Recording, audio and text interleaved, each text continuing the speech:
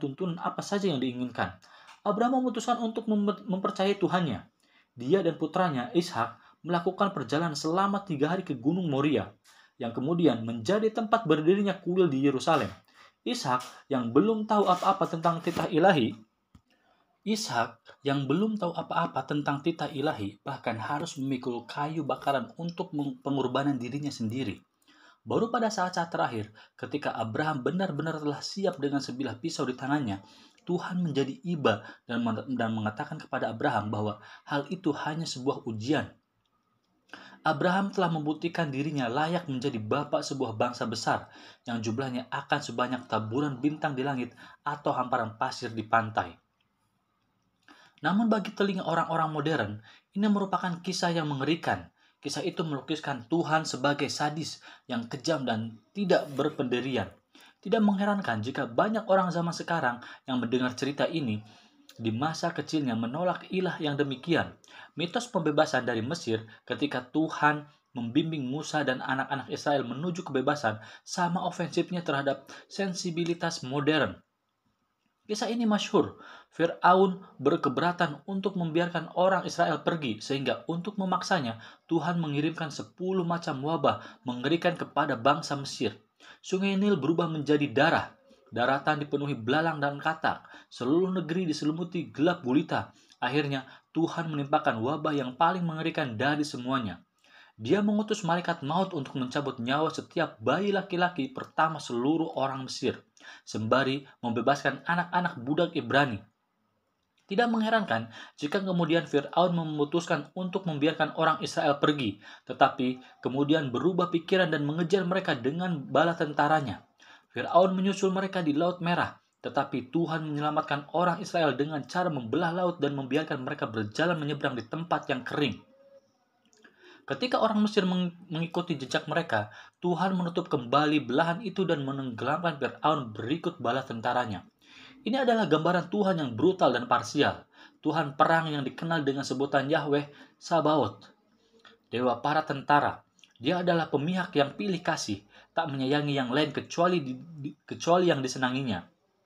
Dan sederhananya, merupakan ilah bagi suatu suku saja. Jika Yahweh tetap menjadi Tuhan yang seperti itu, maka semakin cepat dia tiada, semakin baik bagi setiap orang. Akhir mitos pembebasan, sebagaimana dituturkan dalam Alkitab, memang tidak dimaksudkan sebagai versi harfiah dari peristiwa itu. Akan tetapi, kisah itu mengandung pesan yang jelas bagi orang Timur Tengah kuno yang terbiasa dengan dewa-dewa yang membelah laut menjadi dua, namun tidak seperti Marduk dan Baal. Yahweh dikisahkan membelah sebuah laut fisik di dunia profan dalam waktu historis. Ketika orang Israel mengisahkan kembali peristiwa pembebasan, mereka tidak tertarik kepada keakuratan sejarah sebagaimana kita sekarang. Alih-alih mereka ingin mengangkat arti penting peristiwa aslinya, apapun bentuknya. Beberapa sarjana modern menyatakan bahwa kisah pembebasan merupakan penafsiran mitikal atas keberhasilan pemberontakan kaum Tani terhadap pemerintah Mesir dan sekutu-sekutunya di Kanaan. Ini peristiwa yang sangat jarang terjadi pada masa itu dan akan menciptakan kesan mendalam yang tak terhapuskan pada setiap orang yang terlibat di dalamnya. Ia juga merupakan pengalaman luar biasa pemberdayaan kaum tertindas menentang penguasa.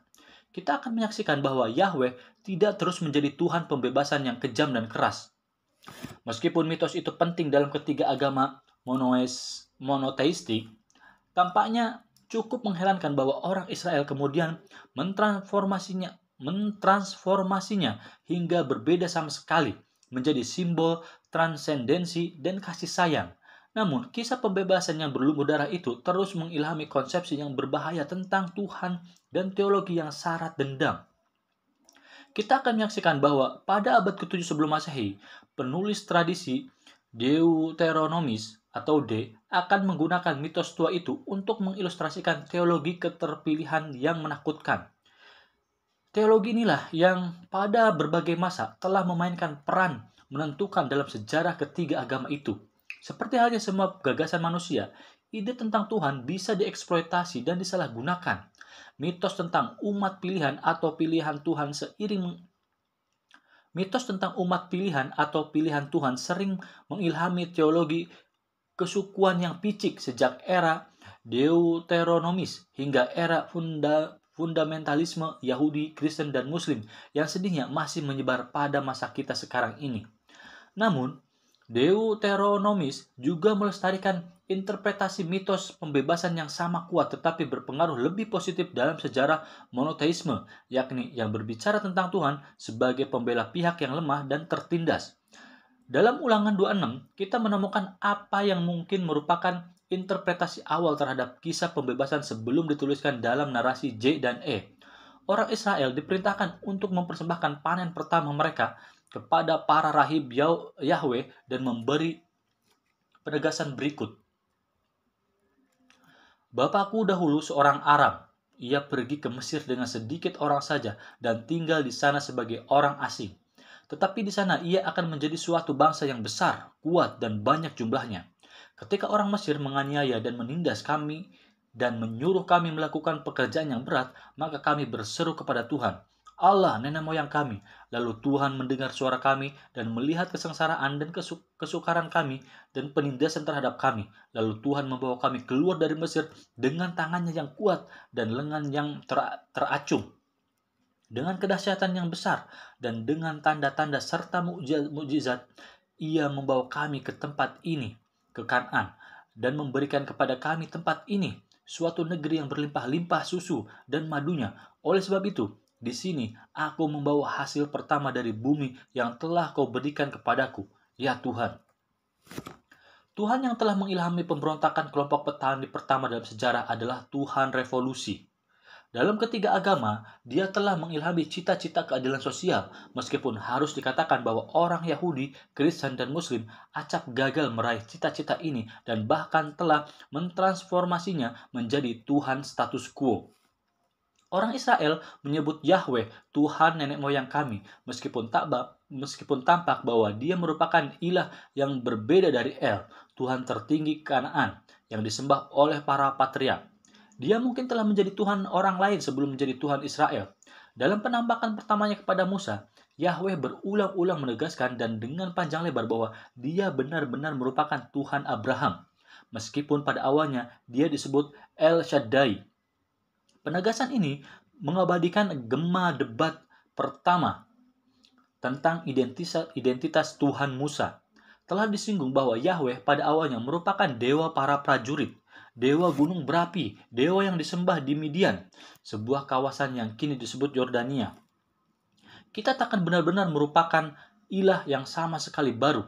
Lagi-lagi, ini akan menjadi persoalan yang sangat penting bagi kita pada masa sekarang, tetapi tidak demikian halnya bagi para penulis Biblika. Di zaman antik pagan, dewa-dewa sering digabungkan dan disatukan, atau dewa-dewa di satu kawasan dipandang identik dengan dewa kawasan lain.